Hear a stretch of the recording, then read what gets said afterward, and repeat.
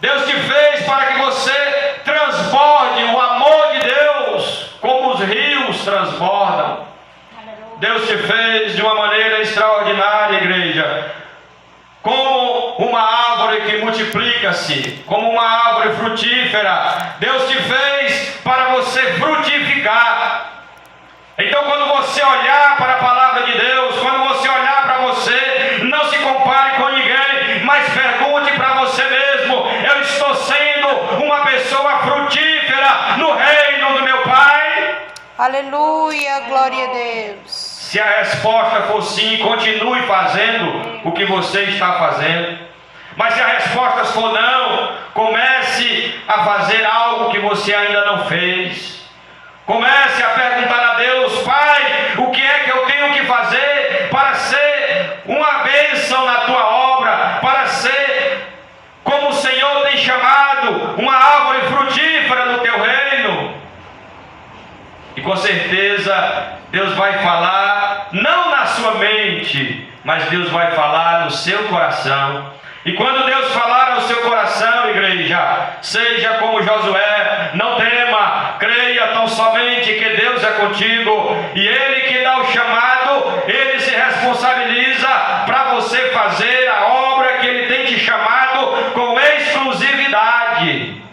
Aleluia. Não tenha medo de fazer o propósito de Deus na sua vida. Eu não tenho nenhuma dúvida, nem um pingo de dúvida de que Deus me chamou para falar para quem estiver perto de mim a respeito do Evangelho da paz, a respeito do Evangelho da graça de Deus. Aleluia. É por isso que a cada dia eu me aprofundo mais, eu leio mais, eu busco mais. E muitas vezes eu estou lá em casa, lendo, estudando, e eu estou com a bunda doída de estar sentado numa cadeira, estudando. Eu fico me lembrando, meu Deus, como eu, e alguns tempos atrás, eu estava trabalhando em um sol castigante, em meio ao relento, em meio ao mundo aí fora, trabalhando de várias maneiras para poder conseguir o meu sustento. E eu dizia para o Senhor, o sustento da minha família, honrar minhas responsabilidades. E eu dizia para o Senhor: Senhor, como eu queria trabalhar no escritório, num lugar à sombra, onde eu pudesse sentar, ter uma mesa e poder trabalhar, e poder estudar, e poder se dedicar à tua obra. E agora, quando o Senhor me dá essa oportunidade, eu vejo que não são mares, não são mares de flores, meus irmãos. Eu vejo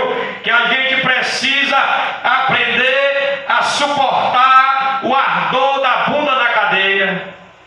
Porque se você não estudar, se você não meditar na palavra de Deus, se você não se aprofundar, você fica só por cima.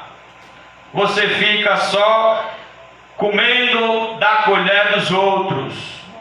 E não foi para isso que Deus tem nos chamado. Cada um tem um propósito, meus irmãos. Cada um tem o projeto de Deus na vida. E é desse jeito, meus irmãos. Quando você vai ler um livro, você começa a ler, você senta para ler, e realmente você precisa ter perseverança, senão você não termina de ler ele. É assim com o povo de Deus. Se você fizer uma pesquisa e perguntar no meio da igreja quantas vezes você leu a Bíblia para as ovelhas, 99,9% nunca leram a Bíblia, só ouviram. Nunca estudaram a palavra de Deus, só ouviram, só comeram com a colher dos outros. E aí vem o preço que a gente paga, meus irmãos. Mas é importante, como é maravilhoso você ter um propósito, né? Começar o ano e as pessoas dizem assim: este ano eu vou fazer A, este ano eu vou fazer B. Mas o importante é você começar o ano, ou até mesmo a partir de hoje, a partir de qualquer momento você decidir: a partir de hoje eu vou ler 5 capítulos da Bíblia, eu vou estudar a palavra de Deus, e daqui a um ano eu quero ter terminado de ler a palavra de Deus. Aleluia. Aí é como se você percorresse uma estrada do início ao fim, meus irmãos. E quando alguém perguntar para você como é a situação dessa estrada, quando chega lá naquela altura, no ponto A, no ponto B, aí você vai ter resposta. O Espírito Santo vai te usar, pelo qual que é de te lembrar daquilo que você já leu. Agora, quando você não leu, quando você não ouviu, quando você não passou pelaquela estrada, você está com a mente fechada. Você não tem resposta para estas pessoas que te perguntarem a respeito deste caminho. A Bíblia diz que é lâmpada para o nosso caminho a palavra de Deus. Abençoarei com abundância o seu mantimento. A Bíblia diz em outra passagem, também falando a respeito dos filhos de Abraão, do povo de Deus, da igreja do Senhor, comprada, lavada e remida pelo seu sangue, que o Senhor fala que ele nunca viu um justo desamparado e nem a sua descendência mendigar o pão. Aleluia, glória a Deus. Mas dificilmente você vê isso na igreja. A gente aí fora é só o que vê crente mendigando pão, crente dizendo que é filho de Deus, mas não está tomando posse daquilo que Deus deu para ele, mendigando, pedindo, se humilhando, como se ele não tivesse um Deus que pode todas as coisas, um Deus que deu a ele o direito dele se tornar seu filho e agir como tal, como filho de Deus, não como filho da perdição, se igualando, se comparando, agindo muitas vezes até de uma maneira pior do que um filho da desobediência. É o que a gente vê, meus irmãos, quando a gente olha para a igreja. Quantas vezes eu estou passando no sinal e eu vejo lá a pessoa dizendo que é crente, que é filho de Deus, se maldizendo da vida. A Bíblia diz que aquele que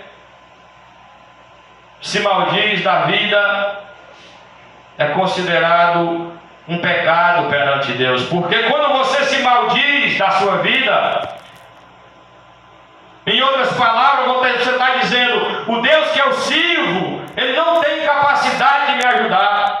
É por isso que eu estou nessa situação. É isso que esse é o testemunho daquele que fica se maldizendo da vida, que fica se espraguejando, que fica se diminuindo perante a sociedade. Ele está dizendo que o Deus que ele serve não tem condições de ajudá-lo. Aleluia. E não é esse o Deus que nós servimos, meus irmãos. Aqui ele está prometendo suprir com abundância o seu mantimento. Então, uma vez que você crê e você toma posse das promessas de Deus, e aí você faz a sua parte. Mas o que a gente vê muito é cristão cantando, balançando-se numa rede e esperando cair do céu, meus irmãos. Não cai do céu. Você precisa fazer a sua parte. Você precisa se tornar uma pessoa proativa, uma pessoa que produz algo na vida e não somente fica esperando que alguém venha, até mesmo um anjo que venha do céu para lhe ajudar. A palavra do Senhor é maravilhosa, meus irmãos, mas ela diz: esforça-te e tem bom ânimo.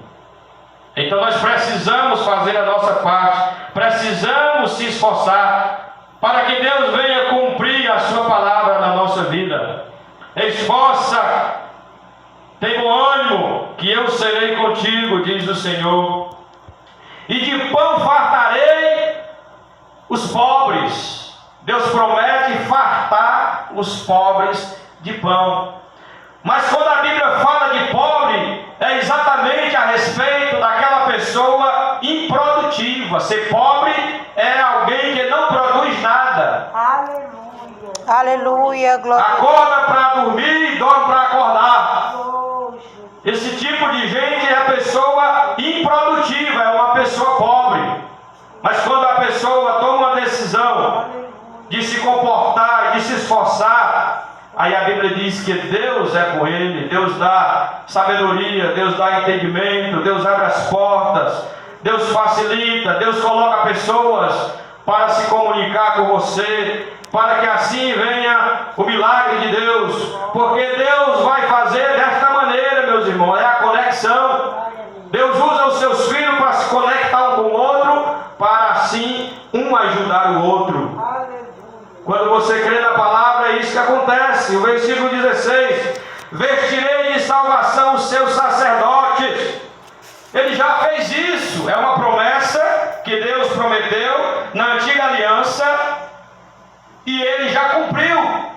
Na hora que você aceitou a Jesus como Salvador, a Bíblia diz que Ele te transformou em um rei, em alguém que agora faz parte de um reinado, do reino de Deus. Você agora é convocado para reinar com Deus. Quando Deus voltar para buscar a sua igreja, e Ele vai reinar aqui na terra 1000 anos, Ele vai reinar com a igreja, Ele vai reinar com você e comigo, com os reis.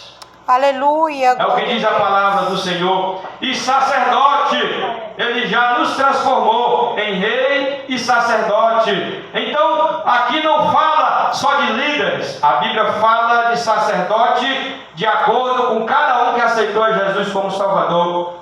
Todos nós somos sacerdote. Você é sacerdote, primeiro da sua vida, segundo dos seus familiares. E por aí vai crescendo o ministério. Conforme você vai se dedicando, você vai se desenvolvendo, e aí o Espírito Santo vai te capacitando, e Ele vai colocando pessoas no teu ministério sacerdotal, para que você ore, para que você interceda, para que você leve a necessidade dessas pessoas que o Senhor te mostra, a presença de Deus.